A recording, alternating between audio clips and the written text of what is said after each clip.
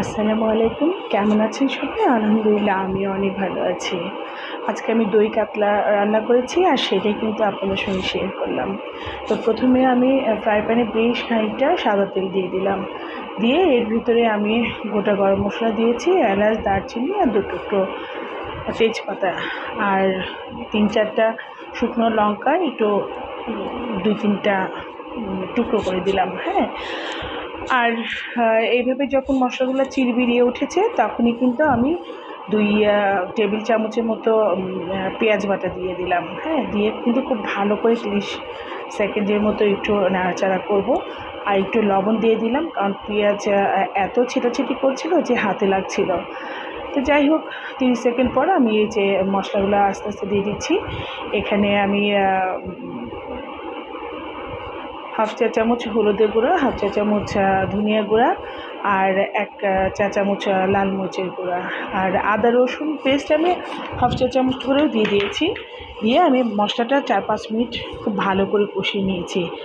আর কষানোর মাঝে কিন্তু আমি এই যে এখানে মৌরি মানে একটু হালকা ভেজে একটু ক্রাশ করে নিয়েছি, নিয়ে আমি দিয়ে দিলাম। আর অল্প অল্প গরম পানি দিয়ে আমি মশলাটা ৪-৫ মিনিট কিন্তু ভালো করে কষিয়ে নেব, হ্যাঁ?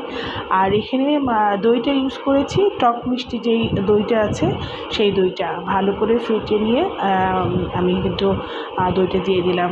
মানে টক মিষ্টি দেওয়ার কারণ হচ্ছে এটাই যে আমাকে এক্সট্রা করে আর চিনি দিতে হবে না, হ্যাঁ? চাইলে আপনারা মানে টক দইও ব্যবহার করতে পারেন।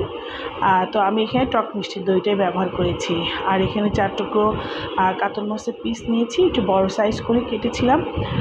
আর এটা আমি হালকা একটু মানে ভেজে নিয়েছি। ভেজে এখন আমি কিন্তু মশলার মধ্যে দিয়ে দিলাম। আর এখানে মানে অল্প পরিমাণে একটু গরম পানি দিয়েছিলাম। আর দইয়ের ভিতর থেকে কিন্তু অনেকটা পানি বের হয়ে যায়। তো এর ভিতরে আসলে অত, আর যেহেতু গা মাখা হবে এত পানি দিলাম না। আর বেশ মানে রান্নাটা যখন 50% হয়ে গেছে তখন আমি একটু ৪-৫টা কাজু বাদাম একটু বেটে নিয়েছিলাম, একটু দুধ দিয়ে আমি এটা দিয়ে দিলাম, দিয়ে একটু ঢাকা দিয়ে দিয়েছি। তো যাই হোক, আমার কিন্তু মোটামুটি রান্নাটা কমপ্লিট হয়ে যাচ্ছে। আর নামানোর আগে মানে আমি কাঁচামরিচ চেরা ৩-৪টা কাঁচামরিচ চেরা দিয়ে দিয়েছি। ব্যাস, মানে ফ্লেভারটা একটু খুব ভালো ছড়াচ্ছে কাঁচামরিচের। তো যাই হোক, মানে রান্নাটা কিন্তু অলমোস্ট রেডি হয়ে গেল। আর আমার এই রান্নাটা যদি আপনাদের ভালো লেগে থাকে অবশ্যই লাইক, কমেন্ট, শেয়ার করবেন।